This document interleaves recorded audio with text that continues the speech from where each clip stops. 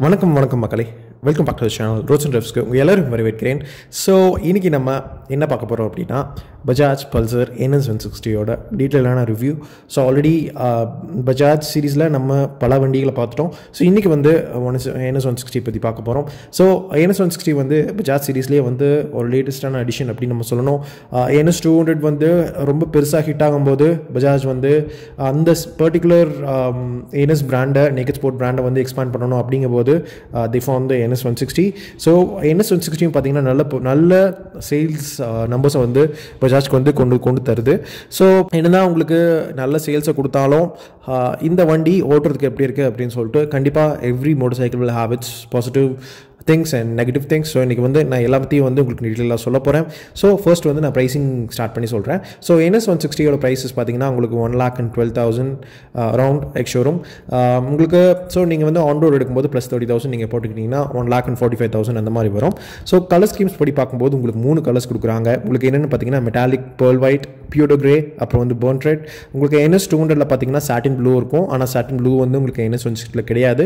So மற்ற 3 colour schemes பார்த்தீங்கன்னா 2 வண்டிலையும் shared. So உங்களுக்கு பேசிக்கலி 2 வண்டியும் பக்கத்தில் நிறுத்தி தூரமான நீங்கள் பார்த்தீங்கன்னா உங்களுக்கு வந்து டிஃப்ரென்சஸ் வந்து பெருசாக கண்டுபிடிக்க முடியாது. Because there won't be much difference.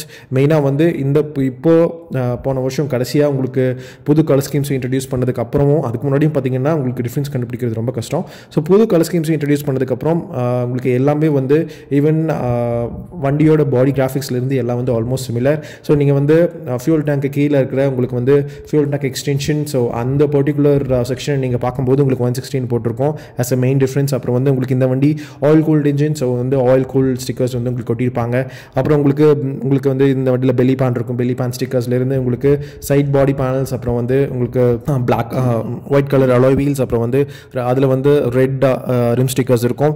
So அது அப்புறம் வந்து நீங்கள் பில்லியனுக்கு கீழே இருக்கிற பாடி பேனல்ஸில் கொடுத்துருக்கிற உங்களுக்கு வந்து காம்பினேஷன் ஆஃப் கலர்ஸ், அதாவது 3 கலர்ஸ் கொடுத்துருப்பாங்க. பாடி கலர் எதுவோ அது இல்லாமல் உங்களுக்கு ஒயிட் அண்ட் பிளாக் ஃபினிஷோட கொடுத்துருப்பாங்க. அப்புறம் பின்னாடி பார்க்கும்போது உங்களுக்கு NS 160 வந்து இன்ஸ்கிரைப் பண்ணியிருப்பாங்க.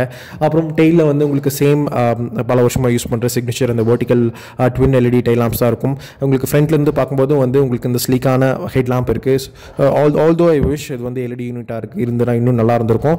ஸோ அப்புறம் வந்து ஒரு சின்ன விண்ட் ஸ்க்ரீன் கொடுத்துருப்பாங்க. அதுவும் வந்து இன்னும் கொஞ்சம் பெருசாக இருந்தால் நல்லாயிருக்கும் நான் கண்டிப்பாக ஃபீல் பண்ணேன். மெயினாக வந்து ஏரோடைனமிக் பெனிஃபிட்ஸ், மெயினாக வந்து நீங்கள் லாங் டூரிங் பண்ணுறீங்க அந்த டைமில்.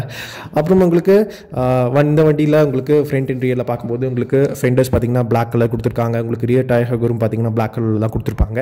ஸோ உங்களுக்கு ஓவரால் அந்த black out plus grey body theme plus அந்த பிளாக் டவுட் என்ஜின் ஃபினிஷ், அப்புறம் வந்து உங்களுக்கு பாடியில் பார்க்கும்போது உங்களுக்கு அந்த கிரே அண்ட் பிளாக் மாற்றி கொடுத்துருக்குற அந்த ஃபினிஷஸ், அப்புறம் வந்து அந்த என்ன நீங்கள் பாடி கலர் சூஸ் பண்ணுறீங்களோ அதுக்கேற்ற மாதிரி உங்களுக்கு இருக்கிற அந்த கான்ட்ராஸ்டான அப்பீல் வந்து உங்களுக்கு பார்க்க நல்லாயிருக்கும். ஸோ கண்டிப்பாக NS 160 வந்து உங்களுக்கு இந்த 160cc நேக்கட் ஸ்ட்ரீட் ஃபைட்டர் செக்மெண்ட்டில் ஒரு நல்ல good looking motorcycle. So design wise always thumbs up உங்களுக்கு NS 160.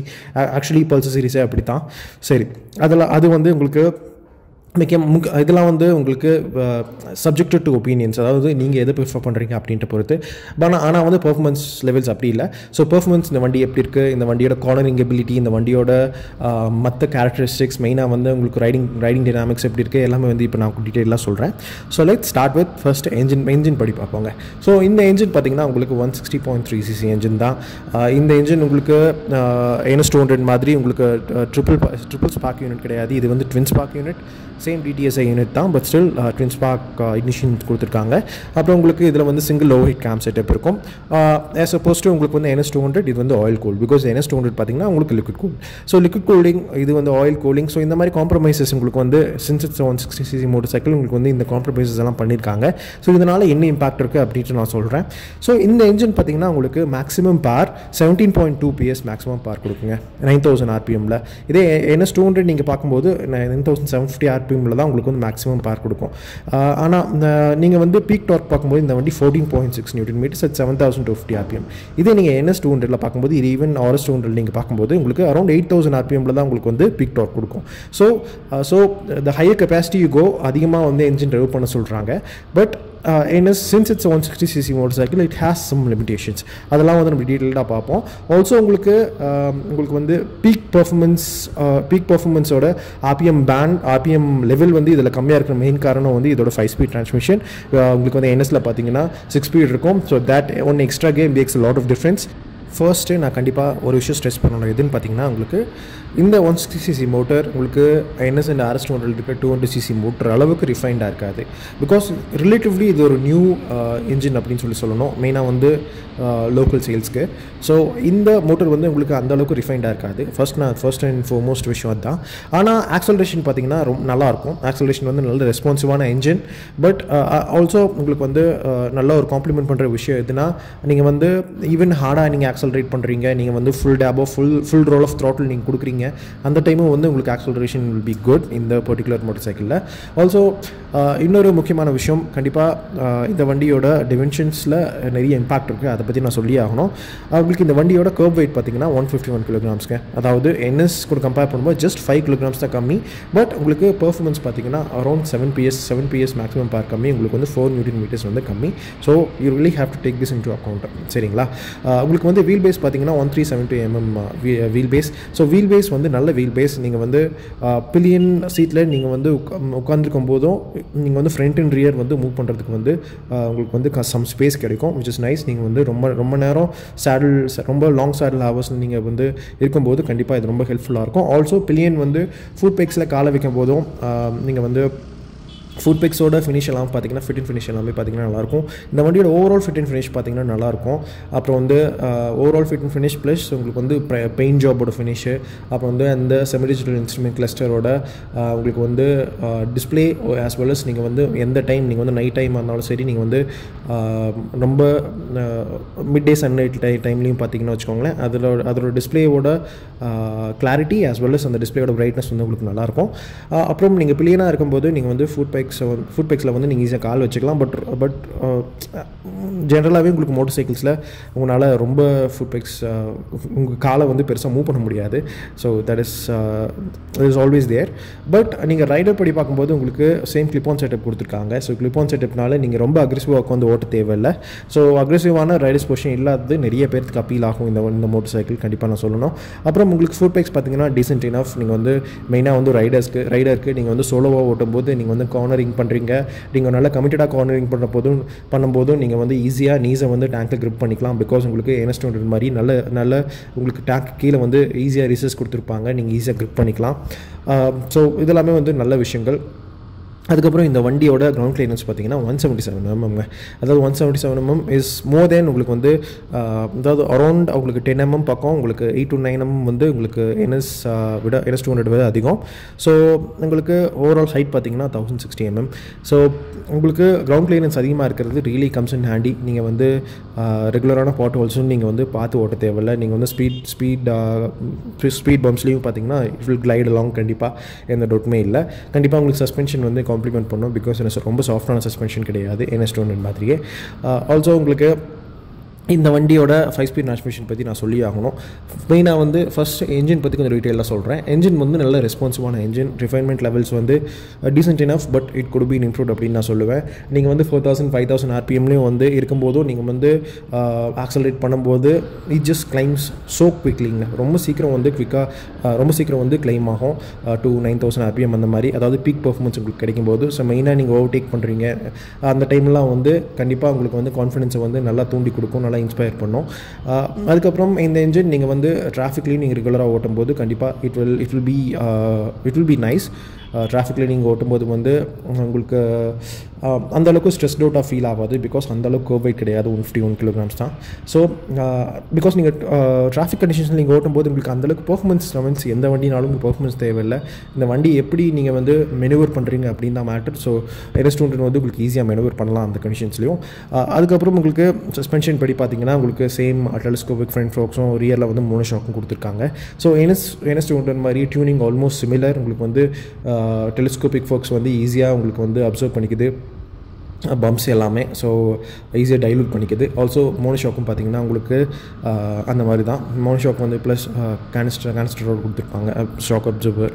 ஸோ உங்களுக்கு சஸ்பென்ஷன் நீங்கள் வந்து இப்போது டிராஃபிக் கண்டிஷன், சிட்டி டிராஃபிக் கண்டிஷன்ஸில் மட்டும் இல்லை, நீங்கள் வந்து ஷார்ட் ரைட்ஸ் போகிறீங்க ஆர் ஈவன் நீங்கள் வந்து லாங் ரைட்ஸ் போகிறீங்க, அந்த டைம்ஸ்லேயும் பார்த்தீங்கன்னா உங்களுக்கு வந்து பர்டிகுலர் உங்களுக்கு சஸ்பென்ஷன் வந்து உங்களுக்கு ரொம்ப சாஃப்டான செட்டப் இல்லாதனால நீங்கள் வந்து ஈஸியாக நீங்கள் நினச்ச மாதிரி இந்த வண்டியை ஓட்டலாம். நீங்கள் ஈஸியாக ஃப்ளிக் பண்ணி ஓட்டலாம். Because the clip on handle pass உங்களுக்கு ரொம்ப ஹெல்ப்ஃபுல்லாக இருக்கும் ஈஸியாக ஃப்ளிக் பண்ணி ஓட்ட. ஆல்சோ சஸ்பென்ஷனில் இன்னொரு முக்கியமான விஷயம் இருந்ததுன்னா, சின்ஸ் நீங்கள் வந்து திடீர்னு ஒரு பெரிய பாட் ஹோல் வருது, நீங்கள் வந்து வண்டி உள்ள விடுறதுனாலும் வந்து உங்களுக்கு ரொம்ப ஹார்ஷாக வந்து அந்த ஃபுல் இம்பாக்ட் வந்து உங்களுக்கு வராது. பிகாஸ் சஸ்பென்ஷன் வந்து அப்சர்வ் பண்ணிக்கும். பட் லாங் டூரிங் போகிறீங்க, அது மெயினாக NS160 உங்களுக்கு போகும்போது நீங்கள் அதுவும் மெயினாக நல்ல டாப் ஸ்பீட்ஸ் போகும்போது என்ஜின் வந்து கொஞ்சம் ஸ்ட்ரெஸ்ட் அவுட்டாக ஃபீல் ஆகும். ஸோ அந்த டைமில் வந்து உங்களுக்கு suspension won't be that handy, உங்களுக்கு ரொம்ப ஹேண்டியாக இருக்காது. கண்டிப்பாக NS200 வந்து will be a little better. But still உங்களுக்கு லாங் டூரிங்க்கு இந்த சஸ்பென்ஷன் கண்டிப்பாக, அதாவது ஒரு 200-300 கிலோமீட்டர்ஸ் ஓட்டுறீங்கன்னா உங்களுக்கு எந்த ப்ராப்ளம் இல்லை. பட் எபோவ் ஒரு 500-600 கிலோமீட்டர்ஸ் நீங்கள் நான் ஸ்டாப்பாக ஓட்டுறீங்க அப்படிங்கும்போது கொஞ்சம் உங்களுக்கு ஸ்ட்ரெஸ்ட் அவுட்டாக ஃபீல் ஆகும். அதுக்கப்புறம் இந்த வண்டியில் பிரேக்ஸ், ஸோ உங்களுக்கு 260 mm ஃப்ரண்ட் டிஸ்க்கும் 230 mm ரியர் டிஸ்க்கும் கொடுத்துருக்காங்க. ஸோ உங்களுக்கு ABS பார்த்தீங்கன்னா, ABS கண்டிப்பாக கான்ஃபிடன்ஸ் இன்ஸ்பைரிங் பண்ணுற ABS தான். ABS நீங்கள் வந்து எமர்ஜென்சி டைம் நீங்கள் வந்து பேனிக் பிரேக்கிங் பண்ணுறீங்க அப்படிங்கும்போது வந்து நீங்கள் ஈஸியாக வண்டியை கண்ட்ரோல் பண்ணிக்கலாம். So which is a nice thing. Also நீங்கள் கார்னரிங் பண்ணுறீங்க, அந்த கார்னரிங் பண்ணுறீங்க ஆர் ஈவன் நீங்கள் நல்ல வைனிங்கான ரோட்ஸ்லேயும் நீங்கள் வண்டி எடுத்துகிட்டு போகிறீங்கன்னு வச்சுக்கோங்களேன். ஸோ அந்த டைமில் நீங்கள் வந்து ரொம்ப சடனாக பிரேக் பண்ணணும் அப்படின்ற போது நீங்கள் பண்ணும்போது உங்களுக்கு வந்து யூனோ when the motorcycle ஸ்டாப்ஸுங்க. பிகாஸ் அந்த அளவுக்கு இன்ட்யூட்டிவாக பிரேக்கிங் இருக்கும், சிம்பிளாக சொல்ல போனால். அப்புறம் டயர்ஸ் படி பார்க்கும்போது உங்களுக்கு ஃப்ரண்ட்டில் 90-90-17 கொடுத்துருக்காங்க, 49P டியூப்லெஸ். ரியரில் பார்க்கும்போது உங்களுக்கு வந்து 120-80-17-61P டியூப்லெஸ் கொடுத்துருக்காங்க.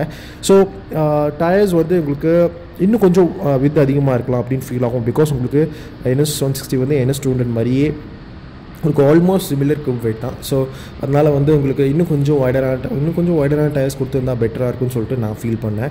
Tyre grip is okay, but not ரொம்ப நல்லா இருக்குன்னு டயர் grip கண்டிப்பாக சொல்ல மாட்டேன். இட் இஸ் ஓகே இனஃப் அப்படின்னு சொல்லலாம், அவ்வளோதான். பிகாஸ் அதுவும் okay enough in the sense வந்து நீங்கள் மெயினாக ரொம்ப ஸ்போர்ட்டியாக ஓட்டணும் அப்படின்ற பேரில் நீங்கள் வந்து கார்னரிங் எடுக்கிறீங்க, அந்த டைமில் வந்து த டயர் grip இஸ் ஓகே. உங்களுக்கு வந்து ரொம்ப கான்ஃபிடன்ஸ் இன்ஸ்பயர் பண்ணாது சில கண்டிஷன்ஸில். மெயினாக வந்து நீங்கள் வெட் கண்டிஷன்ஸில் ஓட்டுறீங்க, இல்லை வந்து இப்போ தான் மழை பெஞ்சு முடிஞ்ச இப்போ தான் ட்ரையான ரோட்டில் ஓட்டுறீங்க, அந்த டைம்ஸில் பார்த்தீங்கன்னா உங்களுக்கு கொஞ்சம் லிமிட்டடாக உங்களுக்கு ஃபீல் ஆகும். பட் நார்மலாக நீங்கள் ரோட் கண்டிஷன்ஸில் ஓட்டும்போது இட் வில் பி ஓகேஷ், அந்த ப்ராப்ளம் இல்லை. ஸோ உங்களுக்கு NS200 மாதிரி இந்த வண்டிலையும் 12 லிட்டர் ஃபியூல் டேங்க் கொடுத்துருக்காங்க.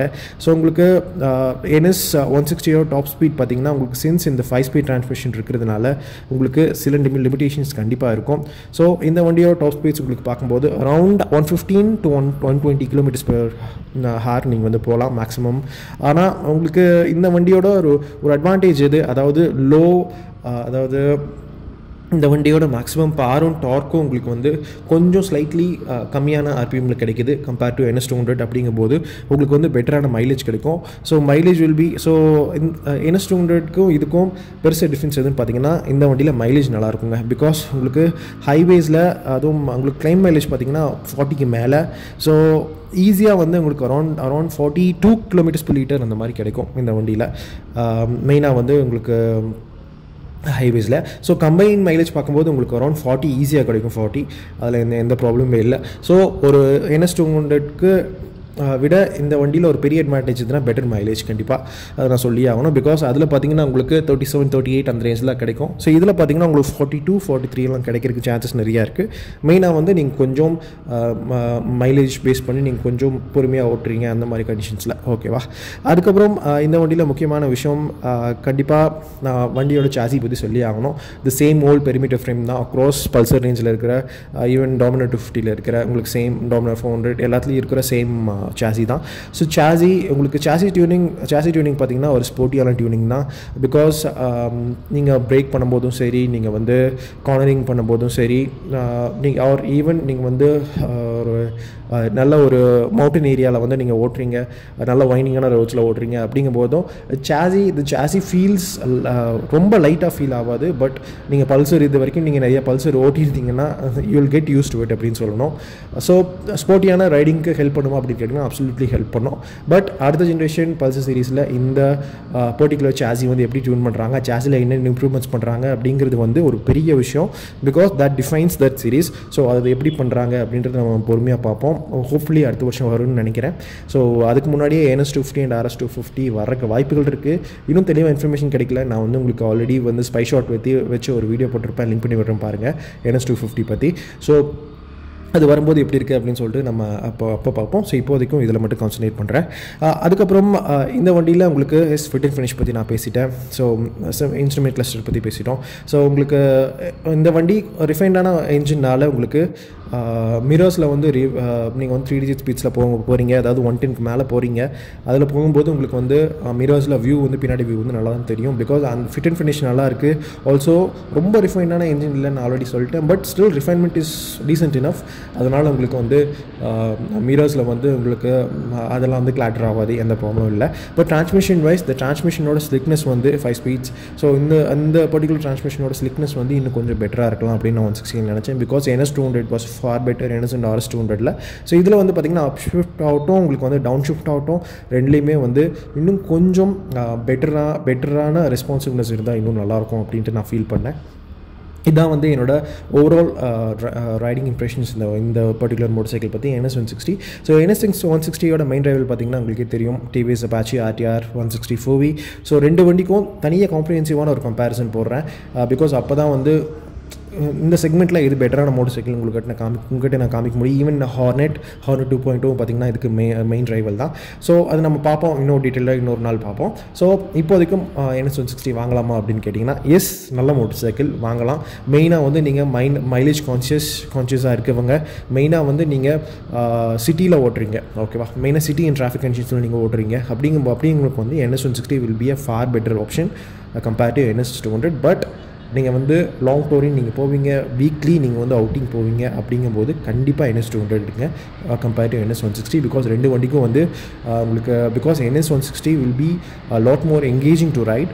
அப்புறம் வந்து உங்களுக்கு கார்னரிங் பண்ணுறதுக்கு இன்னும் நல்லாயிருக்கும். உங்களுக்கு வந்து better overall motor cycle compared to NS160 NS200. So அந்த மாதிரி நீங்கள் இருக்கிறீங்க, லாங் டூரிங் பேஸ் பண்ணி நீங்கள் வந்து இந்த மோட்டர் சைக்கிள் எடுக்கிறீங்கும் போது உங்களுக்கு 160க்கும் அதுக்கும் ப்ரைஸ் டிஃப்ரென்ஸ் வந்து ரொம்ப கிடையாது, அரௌண்ட் 15,000 அந்த மாதிரி தான். ஸோ நீங்கள் NS200 நீங்கள் எடுக்கலாம் கண்டிப்பாக. சரியா? ஸோ இதுதான் வந்து என்னோடய கன்க்ளூஷன் இந்த பர்டிகுலர் ரிவ்யூவோடது. ஸோ ஏதாச்சும் டவுட்ஸ் இருந்தால் கேளுங்க. இன்னும் மோர் ரிவ்யூஸ் கம்மிங், இன்னும் டீட்டெயிலாக ரிவ்யூஸ் வரும். சரிங்களா? பல்சர் NS160யோட கிளச் அப்புறம் வந்து ஃப்ரண்ட் அண்ட் ஃபீல் பற்றி பேசி ஆகணும். கிளச் பார்த்திங்கன்னா லைட்டான கிளச் தான். நீங்கள் வந்து ரெகுலரான டிராஃபிக் கண்டிஷன்ஸ் அந்த மாதிரி ஓட்டும்போது வந்து உங்களுக்கு கிளச் வந்து உங்களுக்கு லைட்டாக தான் ஃபீல் ஆகும், விச் இஸ் நைஸ். பிகாஸ் உங்களுக்கு வந்து ஃபிங்கர்ஸ்லாம் வந்து பெயின் வராது. அப்புறம் ஃப்ரண்ட் அண்ட் உங்களுக்கு லைட்டாக இருக்குது. இந்த வண்டி உங்களுக்கு NS200 விட 5 kilograms கம்மி. உங்களுக்கு கார்னரிங் அந்த டைம்லாம் நீங்கள் பார்க்கும்போது ஃப்ரண்ட் அண்ட் லைட்டாக இருக்கிறதுனால உங்களுக்கு நல்ல கான்ஃபிடென்ஸை தூண்டி கொடுக்கும், நீங்கள் வந்து ஈஸியாக கார்னர் பண்ணுறதுக்காக. ஆல்சோ நீங்கள் வந்து கிளிப் ஆன் ஹேண்டில் பார்ஸ் இந்த வண்டியில் கொடுத்துருக்கிறது இன்னொரு பெரிய யூஸ் எதுன்னு கேட்டிங்கன்னா, நீங்கள் வண்டி ஈஸியாக வந்து ஃப்ளிப் பண்ணி ஓட்டலாம், மெயினாக வந்து டிராஃபிக் கண்டிஷன்ஸில். ஸோ இதெல்லாமே வந்து ரொம்ப நல்ல கேரக்டரிஸ்டிக்ஸ் இந்த மோட்டர் சைக்கிளில். தேங்க்ஸ் ஃபார் வாட்சிங். பாய், டேக் கேர்.